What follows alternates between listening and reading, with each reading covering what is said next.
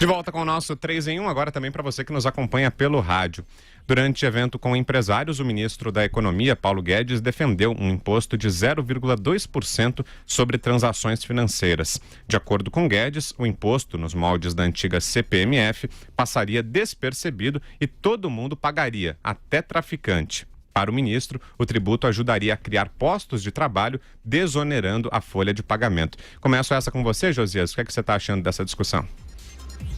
Eu acho que o Paulo Guedes, quando disse isso, e disse que esse imposto vai passar despercebido, mas a frase que mais me chamou a atenção é essa de que todo mundo vai pagar, até traficante. Falta definir todo mundo, porque a coisa de 3 meses, eu me lembro que o secretário da Receita, o Marcos Sintra, disse algo muito parecido com isso. Só que ele incluiu as igrejas nesse rol que o Posto Ipiranga chama de todo mundo. Nem o dízimo das igrejas escaparia, disse o Marcos Sintra. Os apoiadores de Bolsonaro, evangélicos, que tem uma bancada forte no Congresso, foram à jugular do presidente. Houve um curto-circuito no Palácio do Planalto. O Bolsonaro chegou a gravar um vídeo para desmentir o secretário da Receita, colocou nas redes sociais, e o Marcos Sintra balançou no cargo. Teve que o porta-voz, Otávio Rego Barros, dizer, na época, que não haveria ingerência do Planalto no trabalho do secretário, desde que ele seguisse as diretrizes e orientações do Bolsonaro e do Paulo Guedes. Agora vem o Paulo Guedes e associa a nova CPMF a essa ideia de que todo mundo vai pagar. Eu adoraria ver igrejas e bandidos, traficantes, igualados na caixa registradora da Receita Federal, mas eu acho que só vai acontecer se Bolsonaro virar ex-Bolsonaro. E você, Constantino?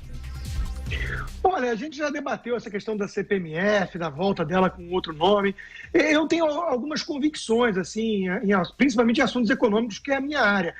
Então, quando eu vejo pessoas que eu respeito muito, como Paulo Guedes, ou como, por exemplo, o empresário Flávio Rocha, defendendo uma ideia que eu, a princípio, repudiava, eu vou ter que investigar melhor para ver onde eu posso estar errando. Então, eu comecei a reconhecer os argumentos aí de uma base muito mais ampla, uma dificuldade muito maior de sonegar, ao contrário de um IVA na ponta do varejo, que teria muita sonegação.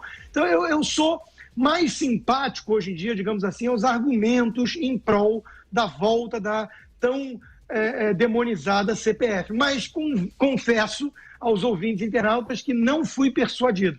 Ainda é um tipo de imposto que me incomoda, não só por incidir em cascata, essa história de que é pequenininho e quase não percebe, é uma coisa perigosa também. Eu concordo que por ser transações financeiras acaba pegando todos, isso é uma vantagem, porque realmente incluiria pessoas que estão à margem da economia legal, né? E isso tem um certo valor, aumentando a base pode ser um imposto menor, mas o que mais me incomoda é o argumento liberal. Você está falando ali de um imposto que, de alguma forma, é um governo, um Big Brother do governo, do Estado, em relação a todas as movimentações financeiras de todo mundo. Isso é uma coisa que liberal, que tem uma visão muito preocupante em relação a excesso de poder estatal, fica com algum calafrio. Então, essa é uma parte que eu não gosto.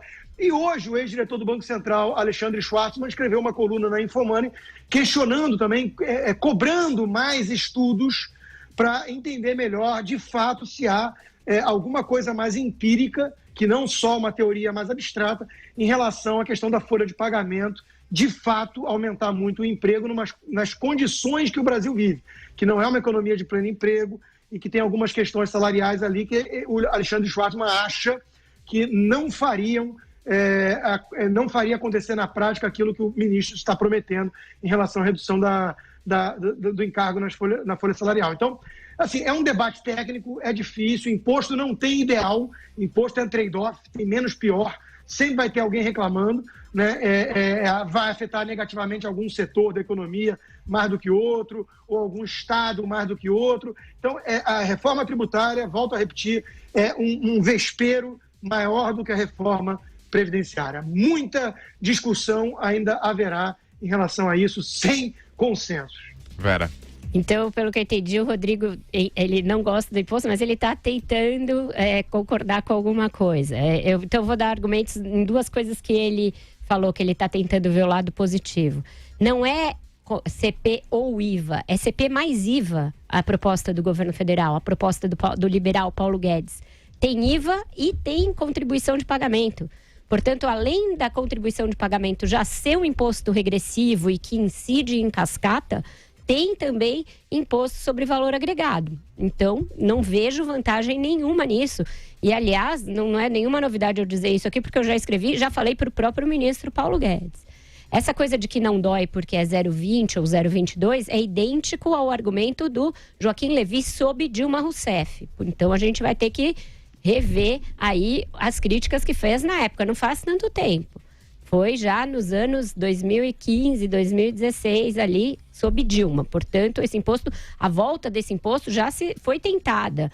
Foi tentada no governo da Dilma um pouco antes do Levy e ela caírem. E a gente, todo mundo aqui foi contra e continua contra. Terceiro lugar, a alíquota pode começar em 0,22, mas o céu é o limite, porque não tem um limite estipulado na própria reforma. A alíquota é dada ali ao longo dos exercícios fiscais. Portanto, não vejo vantagem nenhuma, nem com benevolência em relação a esse imposto. Além do que, tem os problemas políticos de que a gente tem tratado aqui todos os dias.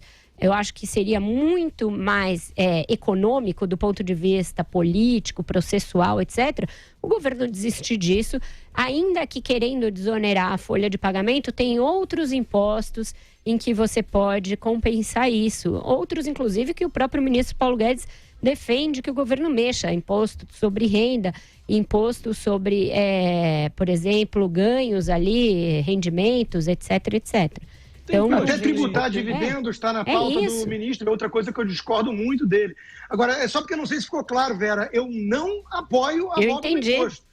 Eu falei que, assim, o fato de pessoas que eu respeito tanto defenderem me faz mais humilde em relação àquelas convicções que eu tinha. Mas eu continuo com as convicções. Tem uma coisa que me incomoda muito, Constantino, é que, sendo o Paulo Guedes um homem inteligente, como é preciso reconhecer a inteligência e o preparo técnico do ministro. Ele tem, inclusive, uma inteligência política que falta, às vezes, até ao Bolsonaro. Ele sabe que o Congresso não vai aprovar isso. Isso é evidente. Então, me espanta que o ministro insista nesta tese, que é uma tese natimorta. E me espanta também que, com 8 meses de governo, o Ministério da Economia não tenha colocado na vitrine uma proposta clara. Olha, fica discutindo o CPMF. Quero saber às escâncaras, o que é que o governo sugere, o que é que o governo propõe. A minha impressão é de que, e a negociação da reforma da Previdência mostrou isso, é que o governo acerta mais, ou ele tem uma chance maior de acertar, quando negocia. Então, senta à mesa, já tem uma proposta na Câmara, que aparentemente a do Bernard Api é a que tem maior chance de prosperar. Então, senta, negocia, vê o que é conciliável numa proposta e noutra. Agora, o governo com 8 meses não levar à vitrine a proposta completa e ficar discutindo o CPMF, que todos sabem que não vai passar no Congresso, aí é quase uma ofensa à inteligência alheia, à inteligência da plateia. Eu acho que é uma autoofensa. O ministro é mais inteligente do que isso. Você queria falar, Constantino? Não, eu concordo com um ponto e não com o outro.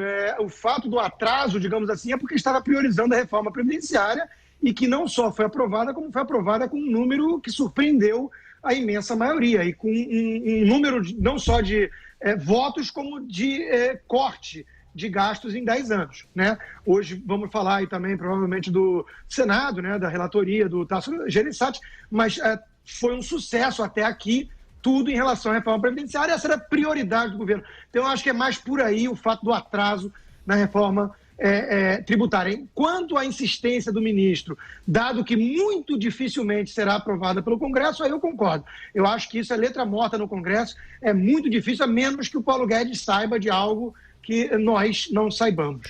Só que a questão do atraso não é bem assim, porque a reforma da Previdência foi mandada para o Congresso em fevereiro.